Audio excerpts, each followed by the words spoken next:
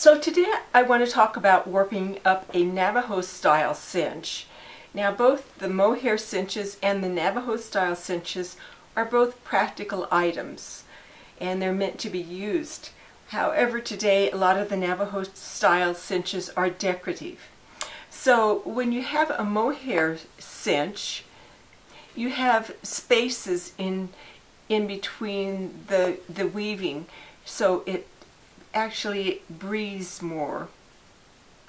So that's these are half size, by the way. They're exactly half of a full size. So instead of being 32 inches long, they're 16. So the mohair cinches are essentially have open spaces in them, and the Navajo style cinches are woven the entire length. They're both warped up basically the same method, but of course the mohair cinches are warped up with mohair cord. The Navajo cinches are warped up with a very strong wool warp, and then they're woven the entire length. So of course that gives them added strength. So here's even a smaller one. So I just want to show you how to warp up the Navajo style cinch. Now these are warped up on, they're actually called rigging Ds. They're 2 inches wide. This is just a regular D. It's about 1.5 inches.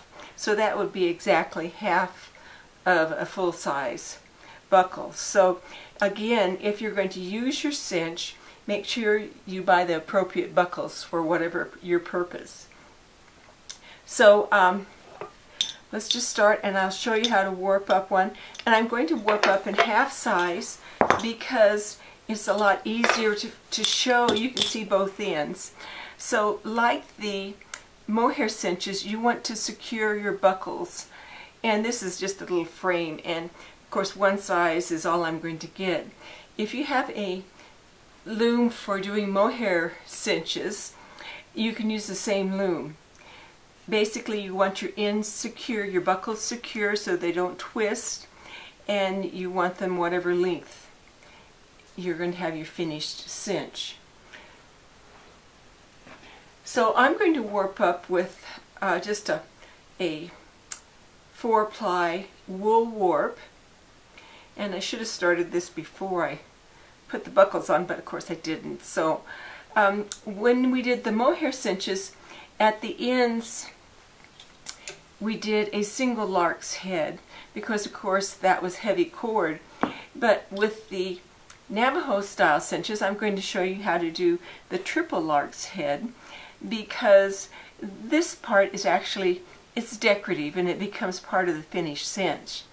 So I have wound my warp into 2 balls so I can work from the middle to the outside. So to start with, I'm going to go through that cinch and then through it with both of the balls. If I had done this before I put my cinches on, it wouldn't have had to do all that work. Okay, so I have 2 balls of warp. One's going to go one side and the other is going to go on the other side. Now that is just a single lark's head. So I want to do a triple lark's head. So this time I'm going to go underneath and then through that loop. And I need to do that on both sides.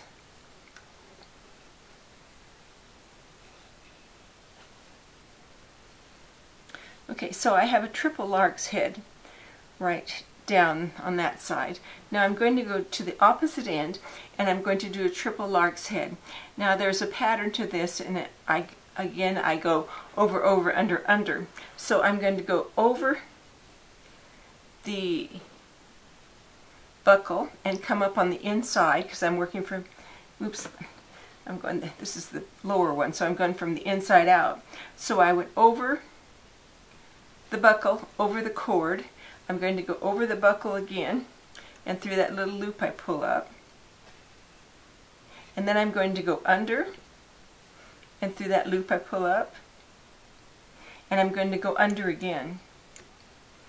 So it's over the buckle, under, and under. and that gives you a triple lark's head instead of the single lark's head. So again, with this one, I'm going to go over, and I'm coming up in the middle because I'm working from the inside out. And it's going to take a while before my buckles get kind of stabilized here. So I went over the buckle. I'm going to go over the buckle again and through that little loop.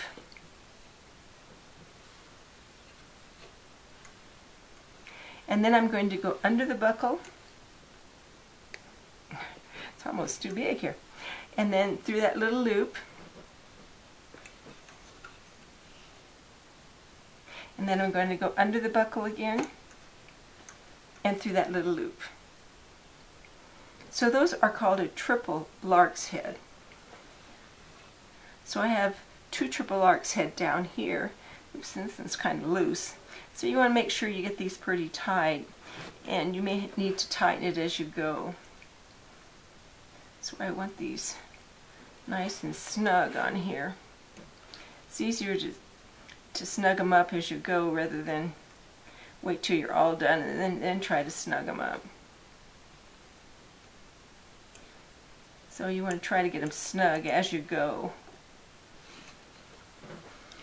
Okay, so I have 2 down there, 1 down here. So I'm going back to the end, and this is the bottom one. So I'm going to go over the buckle, and I'm coming up from the inside out. And actually I'm going over the cord again, but I'm going to go over the buckle again, and I'm coming up through that little loop. And then I'm going to go under the buckle and through that loop, and under the buckle again and through that loop. And that makes a triple lark's head. So then with the one on the other side, I'm going to go over the buckle, coming up on the inside, and I'm going to go over the buckle again and through that little loop. I know they must have a term for that, but okay, then under, through that loop you're forming, and then under again. So, oops. So it's over the buckle twice and then under the buckle twice, always coming back up through that little loop.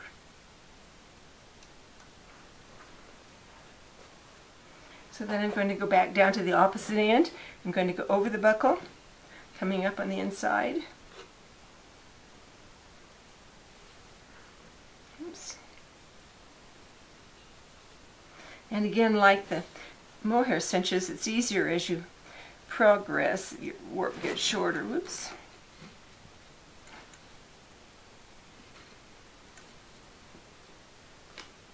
So I went over the buckle twice, and then I'm going to go under the buckle.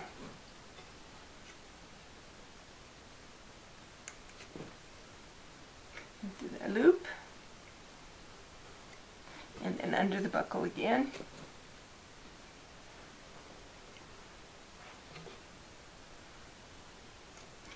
So you want to snug the warps up pretty close together. So it's over the buckle again, through that loop,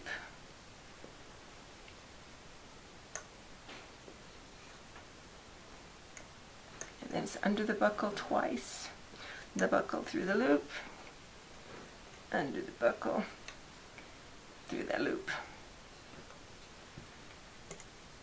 So you want to just keep altering ends, snugging them up pretty tight. So you should have at least 20 warps on when you finish. So I'm just going to keep warping here, and I'll catch you in a minute. So now I have finished warping up these 2 buckles, supposedly buckles, they're really D's, but I have 20 warps on. And this is a full-size one I did, and I have 44. So the way you determine the length of your warp is you multiply the number of strands times the length. And I measure from the end of the buckle to the end of the buckle to the end of the buckle, and times the number of strands, and that's how long you should cut your warps. But don't worry, you can always add on a piece, unlike the mohair where you can't tie a knot in the middle. You can tie a knot in the middle of this. So I try to squeeze mine together just as tight as I can to get the maximum number of warps on, because when you're weaving, you're going to be weaving with them in pairs. So you're holding 2 warps together instead of going around 1. So I want to see if I can get a kind of a close-up of this for you, so you can see how it's done.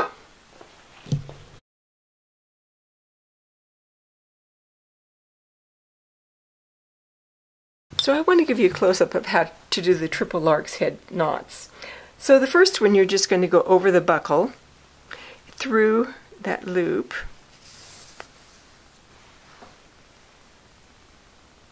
and then with each side, you're going to go under and through that little loop. Make sure you always hang on to that loop so that you don't lose it. And then on the other side, you're going to go under again, and there's that little loop you're going to go through. So that gives you the triple lark's head. You can see that it has 3 little rosettes on it, and you actually have 4 strands going over the buckle. And then of course I squeeze those together, and then I go down to the opposite end and do a triple lark's head with each side. Then I come back to this end, and it's over, coming up on the inside because I'm working from the inside out. And then I'm going to go over again, coming up in that loop I've made. And then I'm going to go under, again hang on to that loop, pull it up, and then go under again, hanging on to that little loop, and go under. Again, I have 4 strands going over the buckle and 3 rosettes. So on this side again, I would go over, coming up on the inside, then I'd go over again, coming up in that little loop. So that's the over, over, over, over, and then I would go under and pull up that loop,